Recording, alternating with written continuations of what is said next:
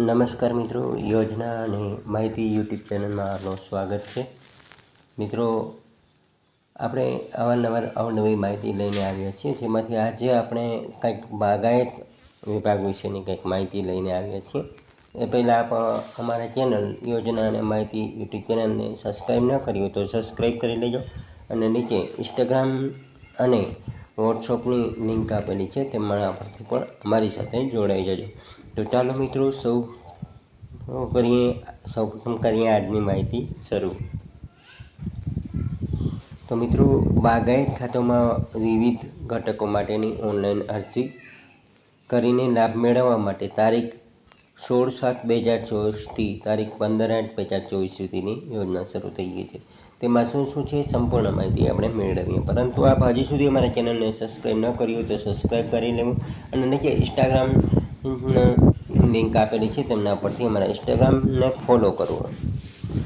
મિત્રો, આંબા તથા જામફળ ફળપાક ઉત્પાદન વધારવા માટેની કાર્યક્રમ તેમજ બીજા નંબરે છે આંબા તથા બીજો ફળપાક જૂના બગીચાઓને નવેસર્જન માટેની સહાય ચાલુ છે. કમલમ ફળ જેમ કે ડ્રેગન ફ્રૂટના વાવેતર માટે સહાય કાર્યક્રમ ચાલુ છે. કેળ ટીપ્સ ફળ પાકના ઉત્પાદન વધારવા માટે કાર્યક્રમ ચાલુ છે. કમ્યુનિસ્ટેન એગ્રીકલ્ચર એન્રોલમેન્ટ કાર્યક્રમ પણ ચાલુ છે. ધનિષ્ઠ ખેતીની થયેલ વાવેતર ફળ પાકો આંબા, જામફળ, દાડમ, લીંબુ માટેની પણ અરજી ચાલુ છે. ટ્યુસિકલ્ચર ખોરાકની ખેતીની સહાય પણ ચાલુ છે. નાળિયેરી વાવેતર સહાય ચાલુ છે. પપૈયા માટેની પણ છે. પપૈયા ફળપાક ઉત્પાદન વધારવા કાર્યક્રમની પણ છે. ફળપાક પ્લાન્ટિંગ મેટેરિયલમાં પણ સહાય છે. ફળપાકો જેવા કે દ્રાક્ષ, કીવી, પેશન ફ્રૂટ વગેરે જેવા ફળપાકો માટેની પણ ચાલુ છે. ફળપાકો વાવેતર માટે પ્લાન્ટિંગ મટીરિયલ સહાય વનબંધુ માટે છે. વધુ ખેતી ખર્ચવાળા ફળપાકો સિવાયના ફળપાકો માટેની પણ ચાલુ છે, જેમાં શાકભાજી પાકો વાવેતર માટે પણ ચાલુ છે. શાકભાજીના પાકોમાં પ્રાકૃતિક કૃષિ પ્રોત્સાહન માટેની ચાલુ છે. સરગવાની ખેતી માટે સહાય ચાલુ છે.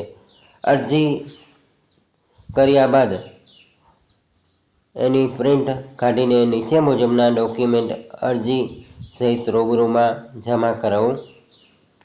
મિત્રો, જે જમીન ખાતા નંબરો પર અરજી કરેલ છે તેના 8અનો ઉતારાવ અને જે સર્વે નંબરનો વાવેતર કરેલ છે તેના 7/8ના ઉતારાની નકલ સહિત અરજદારની આધાર કાર્ડની ઝેરોક્ષ, અરજદારની રેશન કાર્ડની ઝેરોક્ષ, અરજદારની બેંક પાસબુકની ઝેરોક્ષ અને અથવા રદ કરેલ ચેક પણ ગણી શકાય છે.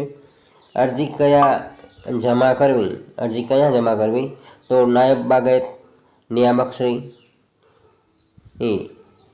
5 માળ શિવ સહયોગ સ્કૂલ પશ્ચિમ પાસે કલેક્ટર સેક્ટર ગાંધીનગર 382011 જે તે જિલ્લાના નાયબ બાગાયત નિયામક શ્રી કચેરીનો પણ સંપર્ક કરી શકો છો. આ હતી મિત્રો આપણી માહિતી બાગાયત ખાતામાં વિવિધ પ્રકારના ઘટકોની ઓનલાઈન અરજી વિશેની માહિતી. મિત્રો, આપ હજી સુધી યોજના અને માહિતી યુટ્યુબ ચેનલને સબસ્ક્રાઈબ ન કરી હોય તો સબસ્ક્રાઈબ કરી લેવા વિનંતી. તેમજ અમારો વિડીયો ગમે તો લાઈક અને શેર પણ કરી દેવું.